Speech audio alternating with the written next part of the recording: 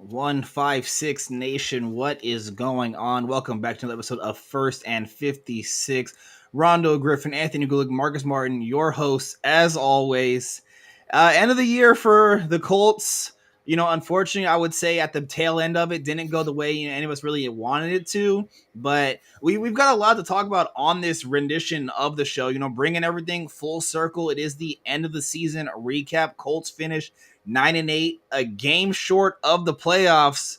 But I mean, we said it on a couple of shows ago, and we're gonna get into it. But let's start way back from the beginning. I mean, guys, beginning of the season, all of us said with the healthy AR that this was a 5-win team. So finish 9-8 in a heartbreaking fashion, miss out on the playoffs.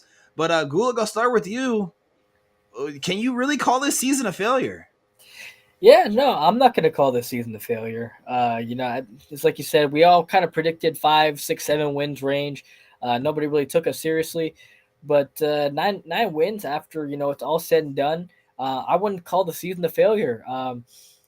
Definitely, just like you said, though, you lose in heartbreaking fashion, and especially when you're right there. I mean, it's definitely heartbreaking. And then I think it kind of just stung a little more, knowing or not knowing that Jacksonville would lose the next day, and that would really be an AFC South Championship game. I mean, that kind of stings a little more, that we're not playing tomorrow in Indy. I mean, that just sucks. But in the grand scheme of things, I think that Shane has really showed you, what type of play caller he is, and the change of culture was really good. So I wouldn't call the season a failure at all.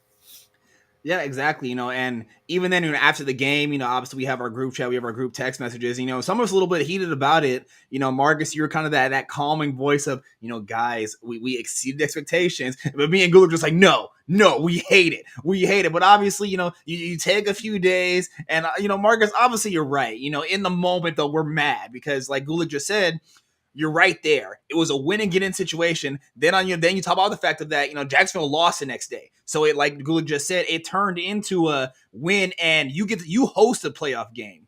But Marcus, you were that calming voice from the get go. We agree with you, but now you've got the camera in front of you, so obviously voice it out there.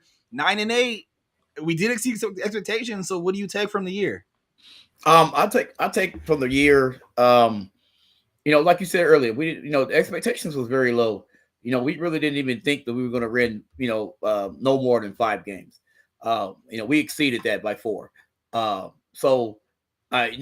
season for me, of course, I wanted to be in the playoffs. Of course, I was right there with you guys. Want to be playing this weekend, but unfortunately, it didn't happen. But I had to reflect on the season. I had to reflect on where we was as a team, where we're going in the future. And everything was pointing up. We didn't make it to the playoffs. Gardner mentioned had a really bad game. There was inflicted wounds that that we caused ourselves in that game for us not to be playing this weekend. But on the bright side of it, the future looks very, very bright. You got AR coming back next year. Hopefully we could get Pittman re-signed. Hopefully we can get a number of the free agents that are free agents this year, help them come back, and then we can start fresh next year, because I know next year expectations are going to be high. Yeah, definitely. And we've kind of all mirrored it. We demolished expectations on this season. I mean, Vegas had our over under at 4.5, so you destroy that. But we went over 500 again, destroying that 9-8.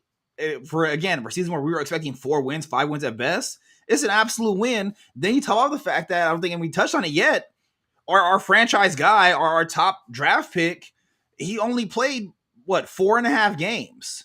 So you went 9-8, rookie head coach with essentially your backup quarterback.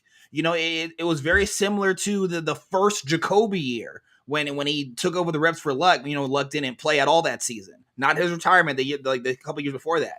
So you kind of mirrored that in that we were expecting dumpster fire.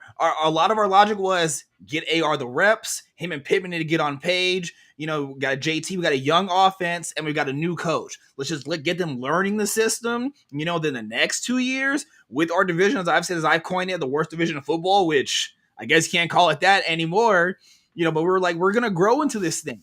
But like you hit on the nail. We finished 9-8 with a backup quarterback with a lot of questions that got answers. Now coming into this next season, you're going to have a year 2 quarterback. You're going to have a year 2 coach who, again, also with exceeding expectations, did absolute miracle work with the situation that was handed to him and what happened with everything. And we're looking at our rivals now, the Texans obviously were in there, and they're looking at their rookie as well. So we're reinvigorated. We've got a new rival. We've got a new players, but it kind of agreeing with all of us that we're all on the same page here. Absolutely not a fail, and if anything, has us more excited for the years to come. Oh yeah, I'm definitely going to vouch for that. I mean, I'm probably more excited about 2024 than I am probably any of the past 4 or 5 seasons in the past. So definitely looking forward to it. I know Shane Steichen is going to bring it, just like he brought it this year, because he's going to be even more hungry. I mean, we couldn't be set up in a better position right now. And I know, all of us wanted to win. Not only you guys, as Colts fans around the nation. Everybody was saying almost pretty much the same thing that you guys were saying. We should have won the game. How dare us not make it to the playoffs? But like I said, with that common voice, as you said, expectations were low this year. We wasn't even supposed to be where we are. I mean, just imagine with a healthy AR, a better offensive line, a more upgraded receiving core, and some help back there in that secondary, and maybe another good pass rusher if we can find them in the late rounds. The ceiling is high for the Indianapolis Colts. Yeah, absolutely. And you bring up the O-line, which it's quite funny. Probably took a lot of heat over the course of the season, but looking at the numbers, PFF ranked them as third. They allowed 15 sacks this year, guys. 15. That's that Phillip Rivers year where they only allowed 12. So the O-line is there. Will Fries took a lot of heat about how he was lacking at the right guard position. Again, I'm not going to call him a leader or anything like that, but held his own. Let's remember, Mark Glowinski was no star himself either, the guy he replaced. And like we said last season when they brought in just Saturday, Bernard Raymond, there was the questions on there. No questions this year. Again, he's year 2. I think we've got our left tackle of the future. Again, I'm not going to go crazy, call him an all-pro or anything like that, but if he can hold it down, as we learned with the O-line thing, it's a unit thing. If you get the same guys starting consistently every single week, it shows that with your O-line, with the guys that are protecting behind him, the guy under center. And even then, let's forget about that fact that was with Minshew back there. With Richardson back there, some of those sacks probably aren't sacks. They're probably a gain of 1, a gain of 2. He probably gets rid of the ball. He's a freak athlete. The small spurts we got of him, it was electric. So we're just kind of hammer on the fact that the future is so bright for us. And again, we're gonna keep bringing it up. We were above 500. We projected 4 wins, got 9. There's really nothing bad to look at with this team. Me and Gula, we were mad in the moment. Obviously, you lose, you miss playoffs, miss division. We should be hosting Cleveland right now instead of Houston doing it, but we have really nothing to complain about looking at the future. Yeah, I agree. And me and Marcus were talking about it before we started recording. This is really the time for Chris Ballard to be aggressive. At his press conference, he really did seem like he's going to be aggressive for once. And because of Anthony Richardson, even, what he showed and, not even 4 games played, we think, we're finally an attractive place for free agents to come, which is, I think really, really necessary, which, I'll get into later on the show because of this playoff, failure. I think that we need to bring in some guys. So I'm really excited about the future as well. Yeah, and so I guess that's kind of where the debate comes. So let's get into free agency a little bit. So let's keep it offensive just because for the sake of the topic. We know Pittman's up. We know he's due. He finally got his 101,000 season, and we all said he was going to get it. He's shown he's receiver 1. Now, obviously, I'm a little scared by his statements. He does say he has said he does want to test the market. Obviously, he's going to give Chris Ballard and co, their due diligence and let them make an offer. But he does want to test the market. And I've been saying it all over my group chats. I've even said it on Twitter, X, whatever. I'm just like, you better pay him before Mahomes grabs Andy Reid and throws the house at him, because you already Casey still in the playoffs with trashy receivers. Josh Downs is receiver one over there. Alec Pierce might even be receiver one over there. Like, if you want to sit there and tell me Mahomes isn't going to make sure they throw every single dollar at Pittman, Higgins, or Mike Evans, you're crazy. And I've said it. I don't think Mike Evans is leaving Tampa. I'm pretty sure they're going to tag him. I don't think T. Higgins is leaving Cincinnati, which means that Pittman is going to be the best receiver on the open market. And if you don't sign him, Mahomes will. And I agree with that. I definitely agree with that. But let's hypothetically think about the scenario here. Okay, so Michael Pittman says, he wants to test the market, see what's out there, see what his value is worth. I get that. I understand that. You want the bag. Let's say he leaves. Let's say he goes somewhere else. You got Marvin Harrison Jr. just said that he was going to be entering the draft. As Colts fans, would you want them to trade up? If Pittman leaves, would you want them to trade up to try to make a run at Marvin Harrison? Or do you think you stay at 15 and see what you can get out of the draft from there? If Michael Pittman leaves, it is absolutely imperative that you fill that hole immediately. So if Pittman's gone, you better throw the house at Mike Evans. You better throw the house at T. Higgins. Or like you said, you better throw the house and send like a Julio Jones type trade package and go get Marvin Harrison Jr. Because we saw in one game what happened when Pittman wasn't there. Yeah. Yes. You scored 10 points and barely moved the ball. Like, we understand that, JT might be the best player on the offense, but the way the league is going, it's a pass-happy league. You need guys where I can just throw it, and I know you're going to catch it. Now, Pittman's not in my always open category, but he is in my just throw it, I'll catch it. And he's proven that over the course of his Colts career. I mean, go back to the San Francisco Monsoon game. Go back to this season against the Ravens where he's getting a PI, his helmet's really getting pulled off, and he's still catching the ball. If you let him walk, one, not only does it deal with the ire of all Colts fans, myself included, but you damn sure better fill that hole, because we not only just with us, we've seen in past examples with other teams what happens when you let your number one guy leave and then try to play patchwork. Remember Dak when he lost Cooper and they tried to play patchwork before? Sorry, not Cooper. Who was his number one receiver before Amari Cooper? Was it Dez? Dez Bryant. Okay. It might have been Dez. They let Dez walk, and they just went with their guys that they had, and it was absolutely terrible. Then they trade for Cooper, and then Dak starts blowing up. That's going to happen to us if you let Pittman walk and don't fill that hole immediately.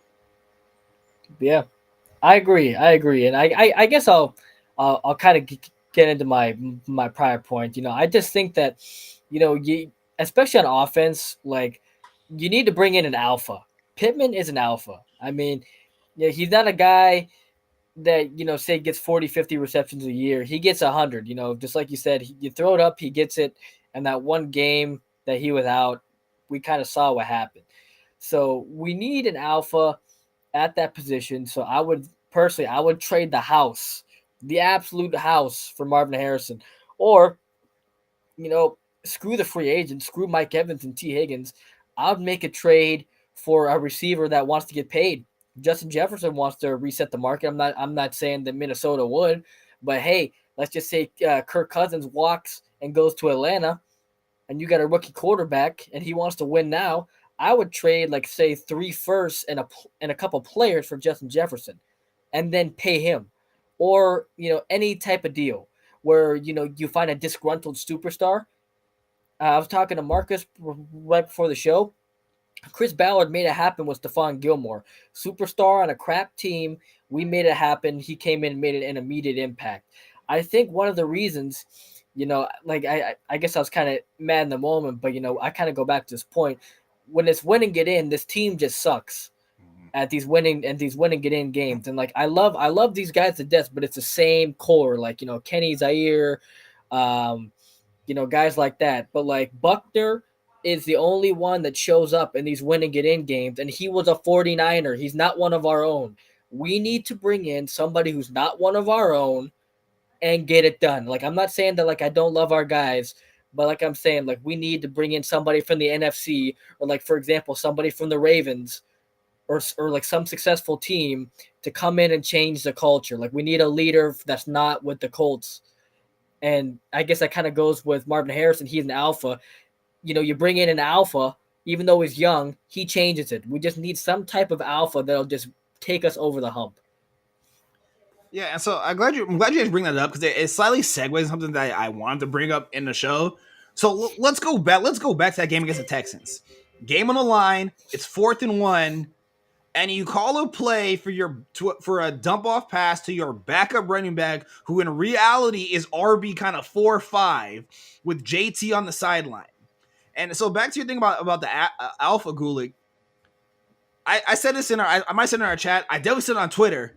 And I was just like, if it's the Vikings and the game is on the line, best believe the ball is going to Justin Jefferson. Even though everyone in the building knows that, the ball is going to him. Pick any team, the ball is going to their guy, or at least their number 2. Like, more to your point of how we falter in these win and get in games, I want to piggyback on more of that. Why is it when it's crunch time, we try to get cute and we don't just give the ball to our guy? You want to tell me JT's not getting there, picking up a yard for you? You want to tell me Pittman's not pulling down a pass for you? Like, yes, it was a bad pass by Minshew. I get that. It still hit Goodson in the hands, and I get that as well. You can pick the blame of who you want to blame. But for me, it's more so of the fact of that you have guys who are alphas. Give them the chance. Yeah. I mean, I don't know. Just to pick up where we left off real quick, I just want to take it back to the first time, 4th-and-1, we call those plays for Mo. Somebody said it on Twitter, Mo has a big drop rate this year, and he was covered on all of those plays. Twice against Tampa, once against Cincinnati. 4th-and-1, you got it to Mo, and even though he was covered every single time, except for that one where he was wide open, he still caught the ball. So would you rather, it's just my opinion, perfectly, the play call was fine, it was just execution. But in my opinion, though, do you scheme up a guy wide open who, in my opinion, just got kind of nervous? Because, also what people don't talk about in that play, for some reason, even though he was wide open, I feel like he turns and he gets hit. That's why he kind of drops it, just because, Gardner's been throwing hospital balls. So I just feel like Goodson got nervous in that situation. In my opinion, you throw it up to somebody, even though they're covered, and you live and die by that.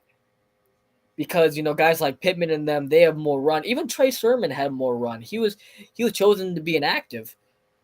But, Goodson was on the practice squad pretty much all year, and he had that great game against Pittsburgh. But, I think with the season on the line, just like you said, I personally don't love the play call. I mean, Moss was active. He was getting his touches in that game. I just, I like that it was wide open, but I just don't think the personnel was right. Yeah, and like for me, it's more so just like, okay, like I said, kind of like you said, the play call, you schemed them open. For me, it's more so one of your best players is sitting on the sideline. At minimum, you have him on the field. He's a decoy. You put JT on the field, he's going to get attention. Like it's just a baffling fact that you have that guy sitting on the sideline. And I haven't watched like the all-22 on the play. Obviously, I know Pittman was on the field, but I'm like, I want to see what Pittman's vision was. Was Pittman not an option for you to throw it to him? I understand that Goodson was probably the read of the play, but for me, it's kind of like you said, I'm really piggybacking and kind of repeating in different words, is that other teams will live and die with their best guy. If he doesn't make the play, he drops it. It's like, hey, we gave our best player a chance. I'm just not a fan of the, like getting too cute. Regardless whether he got open or not, like maybe I'm being hypocritical, but it's like in that case, I don't care if Pittman triple covered. Throw him the ball. If he gets it, he great. If you don't get it, hey, we tried. And I totally agree with you, Rondo. But I think it was the perfect play call.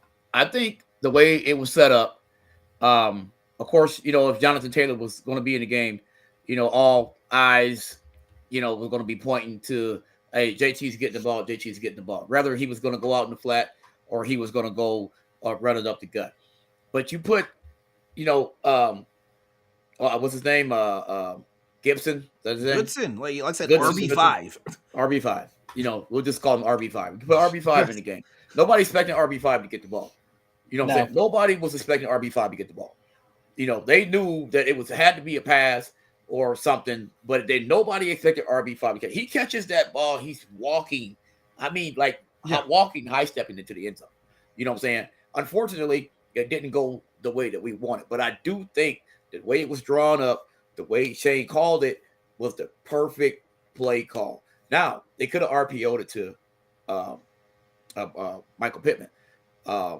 Maybe that was part of the play call too. Maybe there was a RPO mixed in there with the running back going out in the flat. Because if you look at the play, the way it developed, Minshew was actually kind of slow because his first read was not there. So the second read was Goodson. You see what I'm saying? I mean, you have to go back and you have to watch the film of it. I watched it probably 20 times. And the way that he hesitated the first time when the ball was hiked, that means whoever he was RPOing it to was covered. So he had to dump it off in the flat, which was a little bit late. It wasn't on time. It was late.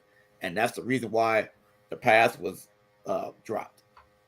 Yeah, and then not only that, I think what kind of really pissed me off about it is that came out of a timeout. So they had time to really think about it, really design it, and obviously it kind of came back to bite you because you didn't get it. Now they just deal with the clock.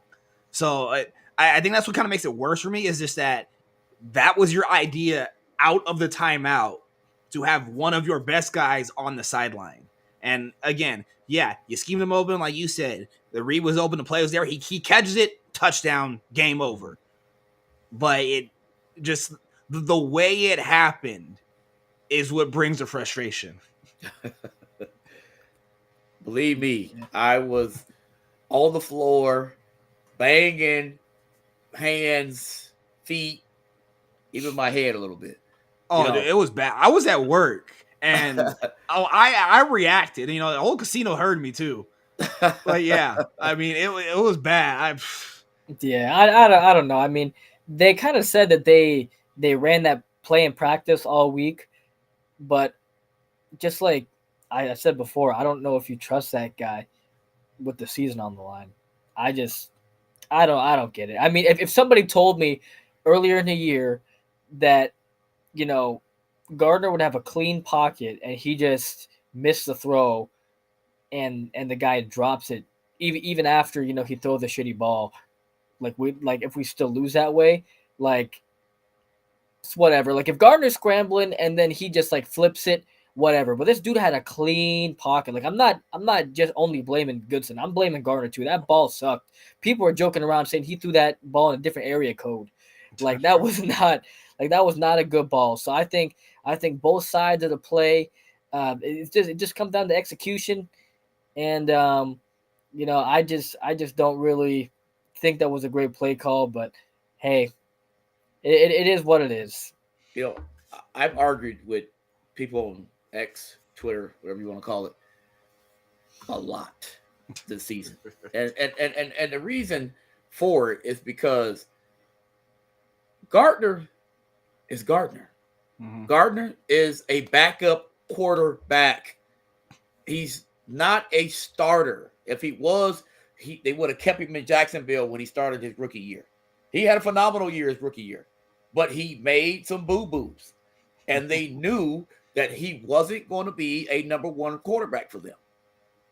We got Gardner to be a backup quarterback. Unfortunately, Anthony Richardson gets hurt. Gardner becomes the starter. There was a lot, and I'm not even going to just put just on this one game. There was multiple games where Gardner Minshew, you just scratch your head and say, what are you doing?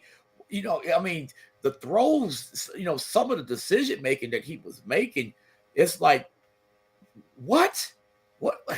And there was a lot of times where he's cost us games because of his poor performance. And this game right here was one of them. He was bad the whole game. I mean, atrocious. You know, he wasn't even close to getting the balls to any of the receivers in the first half. You know, so we can't just go back on that 4th and 1 play. We got to go back to the whole game and watch receivers being open that he didn't even want to throw the ball to. You know, receivers that he was throwing the ball to, hell, he was throwing it to Mars. He wasn't even going to the receiver; he was going to Mars. So, I mean, it's just not that. You know, thanks to JT put us in the position for it to be a 4th and 1 game. Mm-hmm. It wasn't Gardner Minshew, not at all. It was Jonathan Taylor in the offensive line, and we were running the ball. And you would think when we start running the ball, the passing game would open up. But once again, Gardner Minshew let us down. So it wasn't just the 4th and 1. We got to go back and relive the whole tape, relive everything else, and look how bad he was in that game. Yeah. Yeah, no, 100%. And I think it was like going back to, your common voice for how after the game ended, we're all mad. But it's like you said, it was our backup quarterback. We made the playoffs again with our backup quarterback. And I said it way back when Anthony Richardson was ruled out for the year, where I literally said, I was just like, all I care about now at this point is that Pittman gets his numbers. I was like, team success. I was like, I really don't care. Let Downs and the other rookies get their PT and get their reps up, get their confidence. But in terms of like this season, I really don't care if we make the playoffs or not. Now, obviously, the fan is going to come out when you get that close. But like I said, like kind of bringing it way back around after the franchise gets injured, I'm just like, okay, well, look, this season's a wash. Let's just get some reps in. Let's see who we can keep. Let's see who's not worth it. And let's say, make sure Pittman gets his numbers. Now, in the offseason, I'm like, all right, look, now they got to get paid. Pittman put his money where his mouth is. Reward the man. You rewarded JT. Not saying he didn't deserve it. Pittman deserves his money. We got some other free agents as well on the defense side of the ball. Blackman, Kenny Moe, Grove Stewart. If we're in a position now where we want to talk about, making that postseason run for the next 3, 4, 5 years, whatever, you need those 3 guys. That's 3 cornerstones of your defense at 3 different levels. So, guys, let's kind of get back to this team as a whole. Let's talk the other free agents. So again, Kenny Moe, Grover Stewart, Julian Blackman, all 3 of them are due up as well. You've got to bring them back. Gula, you talk about Ballard being more aggressive this offseason when it comes to free agents, but he's been big on preaching on keeping our own. Can he get it done? I think he can get it done. Coincidentally, the only one I would let walk would be Blackman. Blackman's been awesome this year, but I just feel like because of his injuries, I think he's been hurt like 2 or 3 times already. There's other big safeties that are going to be hitting the market. I mean, like Budda Baker is going to be hitting the market this year. I heard Jeremy Chin is unhappy in Carolina, one of Indiana's own. So if they made a trade for Jeremy Chin, that would be great. But I think with Blackman, man, like I said, when he's on the field, he's awesome. He's really like a Pro Bowl type player. But we really saw it this year. At the end of the game, we could have used – I mean, let's just think about this real quick. The Houston Texans in that last game only scored 2 touchdowns. Who led up those 2 touchdowns? It was the safeties. Nick Cross covered 30 yards of grass and didn't help Juju on that first opening play.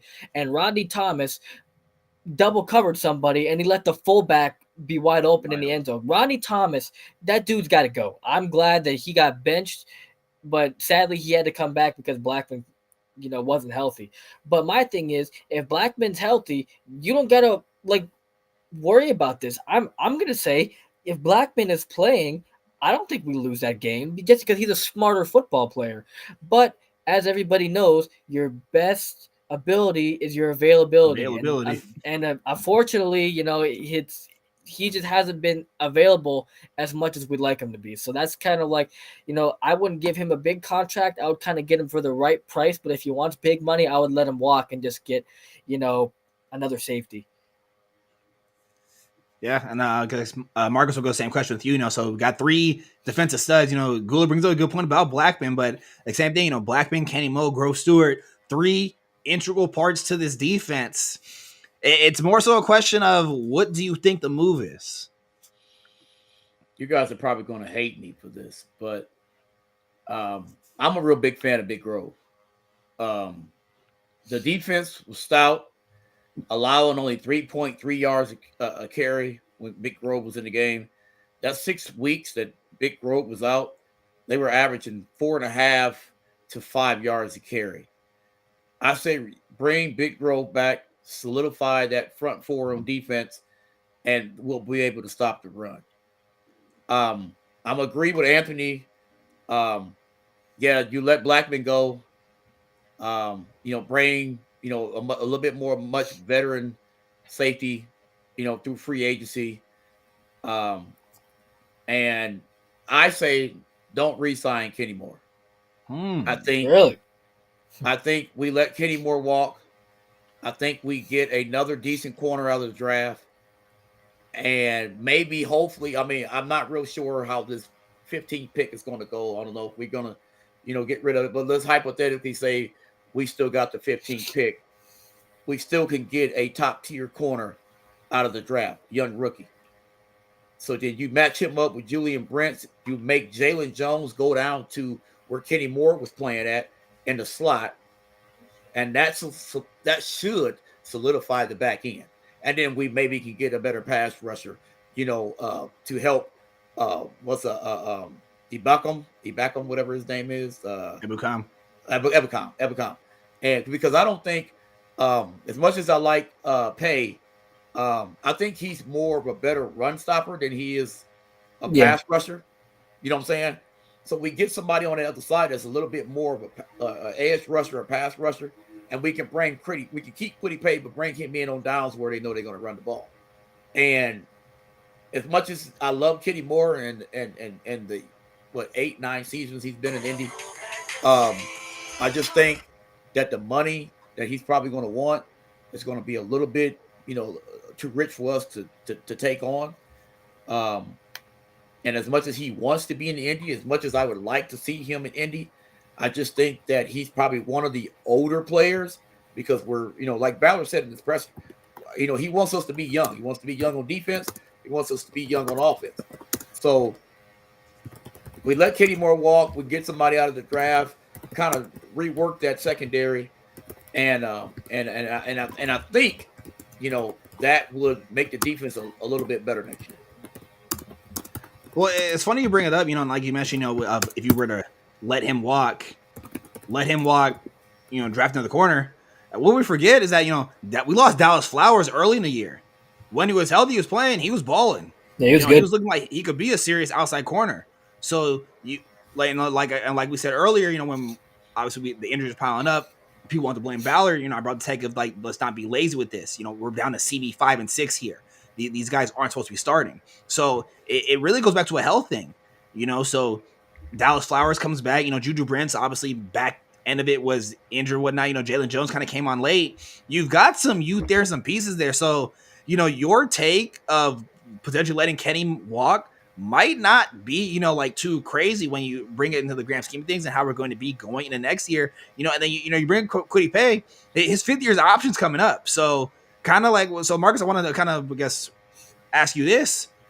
Are you saying with Quiddy Pay, don't pick up the option? I'm thinking as of right now, no. I mean, we drafted Quiddy Pay to be an edge rusher, and like I said, he's more stout on defense. I'm not saying that, that he didn't put up good numbers for us, but we need to solidify edge rushers. We need to get to the ball. Most teams know they're not going to be able to run against us. So I say no. I say don't pick up the 5th-year option. Not right now. I don't know. Maybe later on in the season if he's having a great year or something like that. But no, I would, after right now, no, I wouldn't pick up the 5th-year option. Yeah, I mean, obviously it's still early. There's a lot of decisions left to be made. A lot of really football still to go on. And playoffs are going to kick off this weekend. I guess we're going to close it with this, and it's obviously still way too early. It's going to be a topic of a lot of our shows. So Marcus brought the fact that as of right now, we are drafting 15th. That is official at this present time. Obviously, anything can change between now and draft day come April. So Gulik, I'll start with you. I don't need a player or a name unless you've got one. But right now in January, what position do you want taken with that pick at 15? Oh man, I mean, it's to me, it's really hard. Um, but if it's just my opinion, I think that you would go with edge. And the only reason you go with edge is because there's going to be a lot of quarterbacks and receivers taken this year. Um, and that's going to take up your top half of the draft. So if you could get potentially the best edge in the draft at 15, I think you definitely pull the trigger. I would go over. I would take the best edge over, say, the third or fourth best receiver or the second or third best corner. So I would go edge just because All of where right. we're at. And you're way too early. You're going to edge. Hey, I like it. You know, the wrong with this. Marcus, same question. Right now in January, position, unless you got a name, at 15, where are you going? Everybody knows what I think. I think you sell the bag, you go and move up to at least number one or number two. Ooh, Give okay. yourself a chance to get Marvin Harrison Jr. I don't think you rely on any free agents, receivers to come here. You're only one or two pieces away from making this legit, and a legit run. Why not? The draft doesn't really look too bad, 2 or 3 years down the road. I mean, Yep. It's not that great. You know what I'm saying? So you sell the bag now, give up a couple firsts, maybe even 3 firsts, and move up and get Marvin Harrison Jr. because you got him for at least the next 4 years. You got Anthony Richardson for at least another 3 years. You got Alex Pierce. You signed Michael Pittman to another 4-year deal. Your offense is solidified right there as far as your offensive weapons anyway. You got JT for another 3 years. So, hey, sell the bag. Move up to number one, number two. Negotiate with the Bears. I know that the general manager and Chris Ballard have a really, really, really good relationship. And I'm pretty sure They just want more picks though, which is easy. Yes, Yeah, exactly. and especially if they're sold on Fields too, it's going to be available. So That's what I'm talking about too. Like, it's perfect. It's a perfect match. You can't get any closer to number one than where you are right now. You know what I'm saying? If I'm Chris Ballard, his time is limited right now. He's on the fence. It's either do or die right now. Irsay's already seen the winning season already. Expectations are going to be even much higher next year. Go get Marvin Harrison Jr. Hey, all right. So you're saying make it a blockbuster and move up. Hey, I like it right now. If you ask me right now, I say corner, and I'll give you a name. Go get Kool-Aid McKinstry at 15. Kind of like how Gulick said with quarterbacks. I think quarterbacks and receivers are going to dominate those first early picks. He's going to fall. I think he's there at 15. You maybe move up to 10 or something. But I think you grab him, Kool-Aid, Juju, and Dallas. And like you said, you let Kenny walk. That's your 1, 2, 3 at corner. Mm-hmm. Well, let's go. Yeah, I mean, as of right now, though, it's just my opinion. After watching that Chris Ballard press conference, I'd say no way in hell they pick at 15. Oh, yeah. They either move up into the top 10 or say they trade that pick for a player. But I'd say there's no way they pick it at 15 right now. Especially, it really depends on free agency, on what Pittman does. If Pittman doesn't come back, there's no way that pick at 15 sits. Exactly. There's no way. Exactly. Yeah. I mean, I think fun fact. Fun fact. I believe the only time talking about for round one, the only player he took at what was at his slotted point was Malik Hooker. Everyone else that he's drafted first, it was a pick that he traded down for. So, yeah, obviously, we kind of have the cheat code, a little bit of what he's planning to do. We'll see what happens. Again, it's only January, way early speculation. Obviously, more of our future episodes are going to be draft related just because of what happened. But that's going to do it for this episode. Obviously, enough. Another season. Can't thank you guys enough for tuning in and listening. If you're not already, make sure you give us a follow on Twitter, X at First56. YouTube, make sure you're following the Sideline Sport channel with the playoffs basically right around the corner and the Super Bowl coming up. Sideline Sports is going to be pumping out a lot of content, including a lot of coverage at Super Bowl. We don't know if we're going to be there yet, but Sideline Sports is going to be there in mass. Definitely give them a subscribe on YouTube. Give them a follow. Be on the lookout. You're going to see us on there, a lot of other great content creators. But one more time for myself, Gulick, Margus, it's been another great season. 156 Faithful. Can't thank you guys enough. Keep the notifications on, though. Obviously, even though this is the end of our football season, is not the end of our show. You will still see more stuff coming out from us in the future. But until then, we're going to enjoy the playoffs, watch some good football. But as first as always, it's Go Colts, and 156 is out.